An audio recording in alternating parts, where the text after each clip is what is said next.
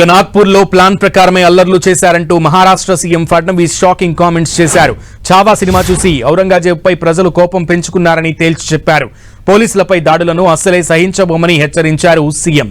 దాడులకు పాల్పడిన వారిపై కఠిన చర్యలు తీసుకుంటామన్నారు. అలాగే మహారాష్ట్ర ప్రజలంతా సహనంగా ఉండాలని పిలుపునిచ్చారు. అయితే ఫడ్నవీస్ వ్యాఖ్యలను కొందరు సమర్థిస్తుండగా సినిమా చూసి హింసకు ప్లాన్ చేయడం ఏంటని ప్రశ్నిస్తున్నారు. ఇక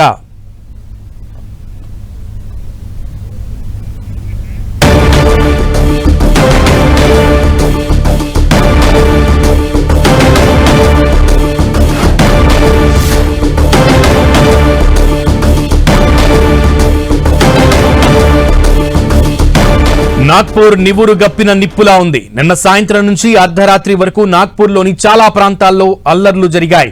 రెండు వర్గాల మధ్య ఘర్షణ జరిగింది. ఇందులో పదుల సంఖ్యలో వాహనాలను తగలబెట్టారు ఆందోళనకారులు. దీంతో నాగ్పూర్లోని పలు ప్రాంతాల్లో కర్ఫ్యూ విధించారు. నాగ్పూర్ నగర పరిధిలోని కొత్వాలి, గణేష్పేట్, లక్కడ్గంజ్, పచ్పావులి, అలాగే శాంతినగర్, సక్కర్ధర్, నందన్వన్, ఇమాంవాడా, యశోధర్ నగర్, కపిల్ నగర్లలో కర్ఫ్యూ విధించారు. వీధుల్లో భద్రతా బలగాలతో కలిసి సిపి ఫ్లాగ్ మార్చ్ నిర్వహించారు. నాగ్పూర్లో ప్లాన్ ప్రకారమే అల్లర్లు చేశారంటూ Maharashtra CM Fadnavis shocking comments చేశారు. చావా సినిమా చూసి ఔరంగజేబుపై ప్రజలు కోపం పెంచుకున్నారని తేల్చి చెప్పారు. పోలీసులపై దాడులను అస్సలే సహించబోమని హెచ్చరించారు సీఎం ఫడ్నవీస్. దాడులకు పాల్పడిన వారిపై కఠిన చర్యలు తీసుకుంటామన్నారు. అలాగే మహారాష్ట్ర ప్రజలంతా సహనంగా ఉండాలని పిలుపునిచ్చారు.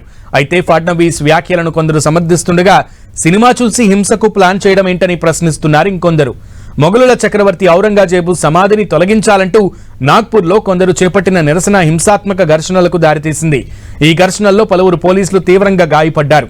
ఔరంగజేబు సమాధిని తొలగించాలంటూ కొందరు ప్రజలు చేస్తున్న గొడవ దేశవ్యాప్తంగా చర్చకు కారణమైంది. ఇక నేరుగా ప్రభుత్వానికి ఔరంగజేబు సమాధి తొలగించాలంటూ హిందూ సంఘాలు లేఖ రాశాయి. దీంతో మహారాష్ట్ర సర్కార్ అక్కడ భద్రతను పెంచగా సోమవారం సాయంత్రం కొందరు నిరసన చేపట్టారు. ఈ క్రమంలోనే హింసాత్మక ఘర్షణలు చోటు చేసుకున్నాయి.